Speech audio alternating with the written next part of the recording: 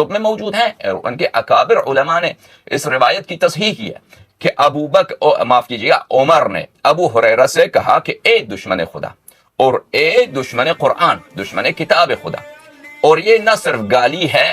بلکہ یہ تکفیر ہے، اس بات ہم کریں گے انشاءاللہ۔ اور اس کے علاوہ اس نے اس کو چور بھی کہا ہے، اور اس نے جرمانہ بھی اخذ کیا ہے کہ تو نے یہ مال چوری کی ہوئی ہے۔ انشاءاللہ تبارک و تعالی یہ سب آپ کے سامنے پیش کیا جائے گا۔ تو اس لحاظ سے عمر پر ایک طعن نہیں کئی طعن لازم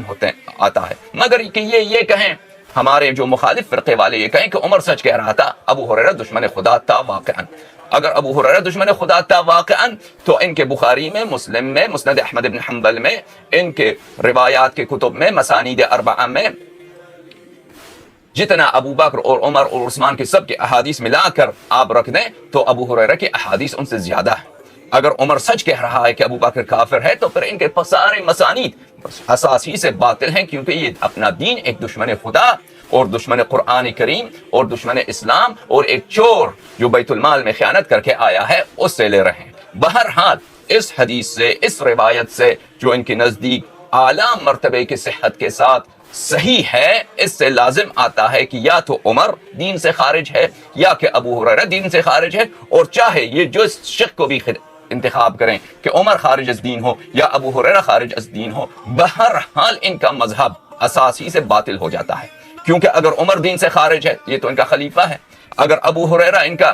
دین سے خارج ہے تو ان کے بخاری، مسلم، ان کے اصول دین، فروع دین میں جتنے روایات ہیں ان کا سب سے بڑا راوی تو ابو ہریرہ ہے۔ ان کا بہرحال ہر لحاظ سے دیکھیں تو ان کے دین اور ان کے مذہب کے پرخچے اڑ جاتے ہیں۔ روایت کو پڑھتے ہیں، ابو ہریرہ بحرین سے واپس آیا، عمر نے اس سے کہا یا عدو اللہ و عدو کتابہ، اے اللہ کے دشمن اور اللہ کے کتاب کے دشمن، اسرقت مال اللہ، تو نے مال خدا، مال بیت المال تم نے چوری کیا ہے، تم چور ہو۔ یہ دوسرا، یہ بھی گالی ہے میرے معزز ناظرین،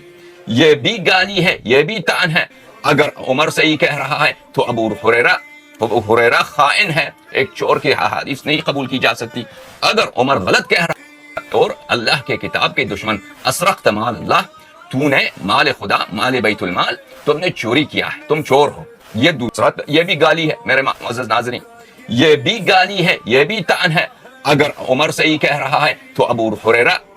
ہریرہ خائن ہے، ایک چور کی احادیث نہیں قبول کی جا سکتی۔ اگر عمر غلط کہہ رہا ہے تو کیونکہ اس نے توہین صحابہ کیا ہے، بہت ساروں کے نزدیک عمر کا فسق ثابت اور بہت ساروں کے نزدیک عمر کا کفر ثابت۔ قال لست بعدو اللہ ولا عدو کتابہ،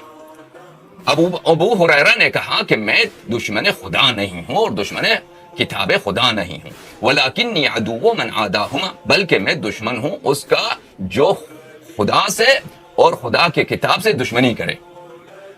ولم اسرق مال اللہ، اور میں نے بیت المال سے چوری بھی نہیں کی۔ فقال من این اجتمع لك 10,000، تو عمر نے کہا کہ یہ پیسے، یہ 10,000 جو تم نے لے کر آئے ہو بحرین سے، اور دوسری روایت میں ہم دکھائیں گے کہ عمر نے اس سے کہا کہ تم جب جا رہے تھے تو تیرے پاس جوتے بھی نہیں تھے، تم اب وہاں سے آئے ہو، اتنا پیسے کہاں سے لے کر آئے ہو؟ بحرین سے گورنر بن کے واپس آئے ہو تو جاتے ہوئے تو تیرے پاس جوتے بھی نہیں تھے، اب تم یہ پیسے کہاں سے لے کے آئے ہو؟ قال خیلی تناسلت وعطائی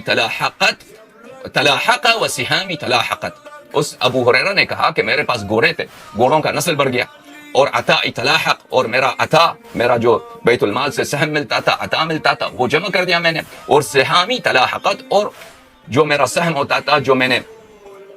فی سے، جو غنائم سے میرا حصہ بنتا تھا، میں نے ان کو جمع کیا ہوا ہے، اتنا پیسے بنے۔ فقبضها منه، پس عمر قانے نہیں ہوا، عمر نے وہ مال ابو ہریرہ سے چھین لیا۔ پس دیکھیں نا میرے معزز ناظرین، یا تو ابو ہریرہ واقعاً چور تھا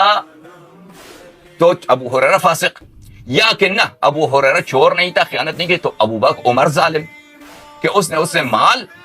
لے لیے، اگر وہ اس کا اپنا حصہ ہے اس سے لے لیا ہے۔ اگر وہ ظالم ہے، اگر وہ ابو ہریرہ واقعاً چور ہے تو چور ہے، خائن ہے، فاسق ہے، دشمن خدا ہے۔ اگر نہیں ہے تو عمر ظالم ہے کہ ایک بے گناہ آدمی کا اس نے مال اس سے بغیر کسی اس بات کے، بغیر کسی دلیل کے اس نے چھین لیا۔ فقال ابو ہریرہ نے کہا فلما صلیت الصبح، جب میں نے فجر کی نماز پڑھی، استغفرت لامیر الفاسقین، جب میں نے نماز صبح پڑھی تو میں نے عمر کے لیے استغفار کی۔ اب حاشیہ نمبر 1،